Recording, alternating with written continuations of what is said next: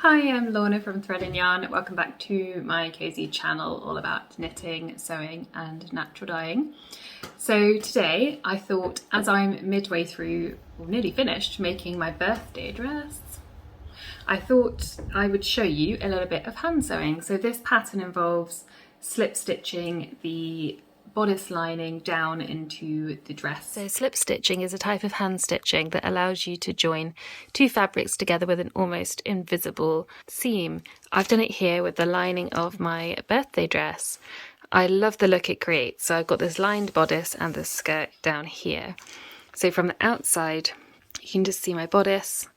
And then on the inside, we've got this lining which has been stitched together inside out with a loose bit at the bottom, and it's been folded over and slip stitched down, and it just gives a really beautiful finish on the inside. It's quite professional looking, I think. It feels lovely, and taking that time over something just makes it feel really special. It's a beautiful way to finish the inside of a garment, so I'm really happy this pattern includes it. I think it's another thoughtful touch within this pattern. It's the Merchant Mills Etta dress. I've got a video that I've already posted about it. I don't know about you, but I feel like I learnt lots of hand sewing things when I was a child, and I haven't done much of it since. I often use my machine, but I really like hand sewing. It sort of slows the project down a bit. It means it's something I can do in front of the telly and just relax. That's why I like knitting. When you're sewing, often you've got all this kit. You've got the sewing machine, maybe your overlocker, you've got tons of stuff and gear all over the place.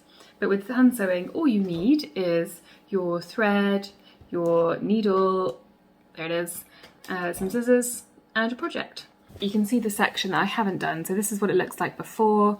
This is the bodice lining, and this is the inside of the gathered skirt. Now what I'm going to do is stitch this down along here so it looks like the bit that I've already done up here. And I'll take you through just some basic steps. I'm not an expert. I had to remind myself how to do it the other day, but I'm going to do a little hand sewing series because there's some things that I think are really useful refreshers and add beautiful details to projects, as well as slowing the creative process down, which I don't know about you, but I definitely need a reminder of sometimes to do. So let's get started and I will show you how to do a slip stitch. So I've got everything I need here. As I said, I've just got a thread. I want it to match the inside of the lining. Not that you should see it really.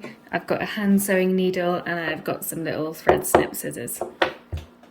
So first thing you're going to want to do, I don't think it matters if you double up the thread or if you do a single thread.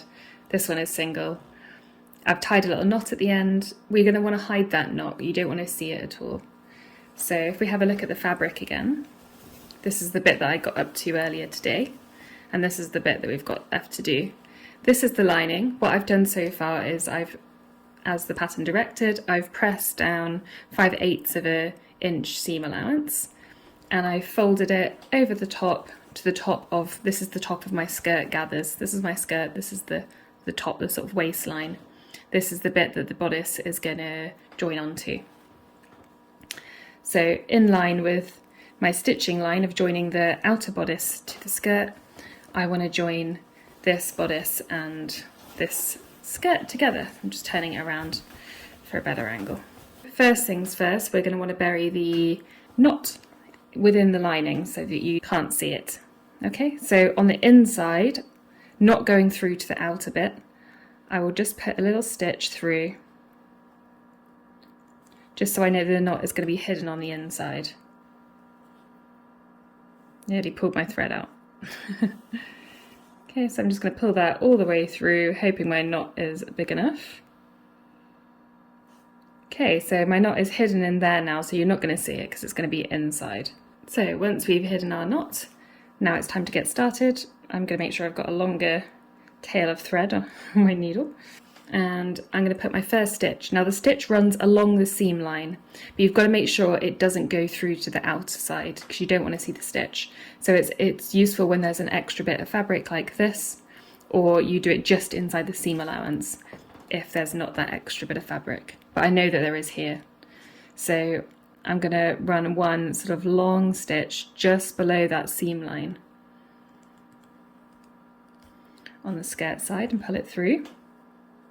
It's important that it runs along, otherwise it will start sort of pulling, and you don't want sort of that diagonal pull. And then the next one, again, I'm going to go back on the other side, and you see this pressed seam line, I'm going to run my stitch underneath it. And again, in one sort of long line like that. So it's longer than the sort of stitch I would normally do for like a running stitch. That's fine. I'll pull it through. And then I keep repeating that.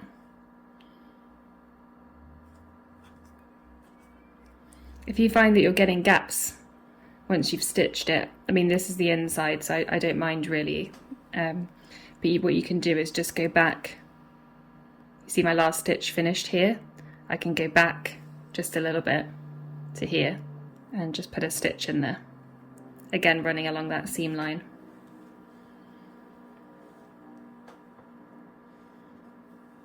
And pull it. I pull it tight and then I tend to ease it out.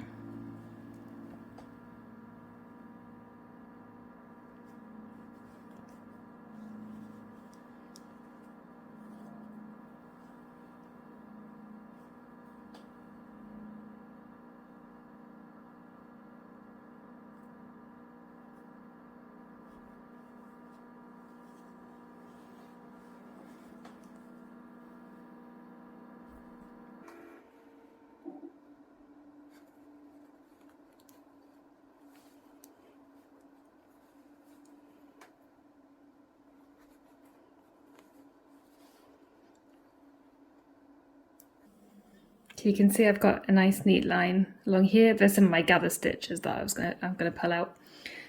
It's joining it nice and neatly. You can't see any stitching line. I love hand sewing. You can't really rush it like you can other projects. I like, for that reason, doing a bit of hand quilting. I've got a quilt for our bedroom that I started a while ago, last winter I think. To be fair, it's a super king size quilt. I think it's a massive project, but I'm still stitching together the squares at the moment, and when I'm done, maybe I'll make a video of it. When I'm done, I'm going to hand quilt it all together with some Sashiko quilting thread. And I just think that gives it such a beautiful, such a beautiful finish. Somehow I find it more supple. It's just got a more natural texture and bounce to it than if you sort of hammer over it with machine. That's my personal preference. I mean, I've also made machine quilted quilts and they are beautiful too.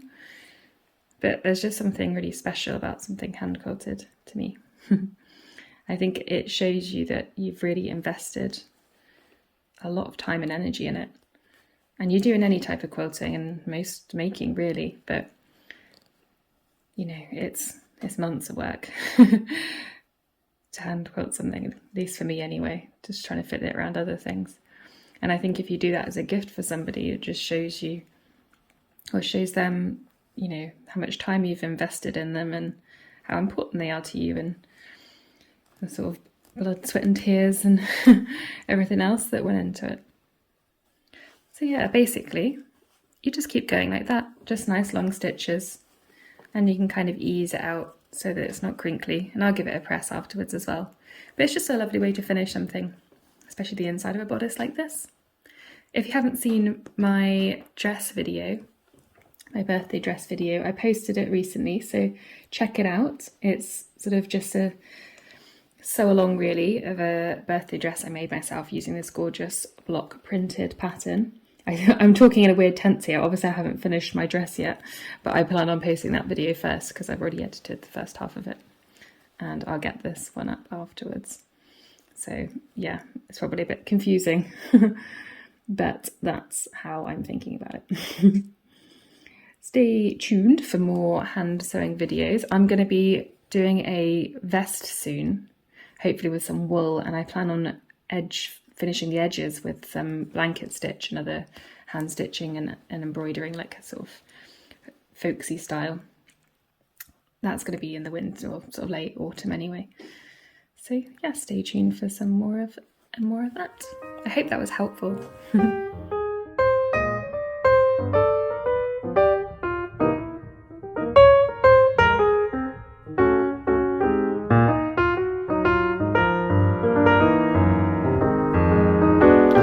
lovely.